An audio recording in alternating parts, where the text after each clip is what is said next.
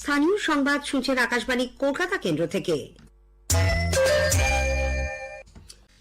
Supreme কোর্টে আগামী 10ই ফেব্রুয়ারি SSC চাকরি বাতিল মামলার শুনানি।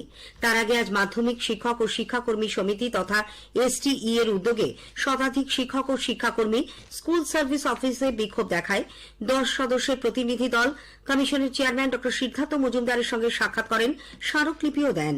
তাদের দাবি 2016 এর প্রথম এসএলএসটি প্যানেলে যোগ্যতা ও মেধার ভিত্তিতে নিযুক্ত সব শিক্ষক ও শিক্ষাকর্মীদের চাকরিতে বহাল রাখতে হবে।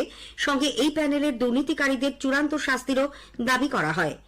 পরে সমিতির সাধারণ সম্পাদক নীলকান্ত ঘোষ বলেন, কোনোভাবে রাজ্য সরকারের পক্ষ নিয়ে নন টেন্টেড ক্যান্ডিডেটকে স্কেপগোট করে টেন্টেড ক্যান্ডিডেটকে বাঁচানোর অজুহাতে গোটা প্যানেল নষ্ট করে দেওয়ার যদি কোনো চেষ্টা এসএসসির তরফে বা রাজ্য সরকারের তরফে হয়, তাহলে আমাদেরকে আরো কড়া পদক্ষেপ নিতে বাধ্য হতে হবে এবং এসএসসি যদি দুর্নীতিতে সামিল হয় তাহলে এসএসসির সঙ্গে আমাদের মোকাবিলা হবে, রাস্তাতেই হবে।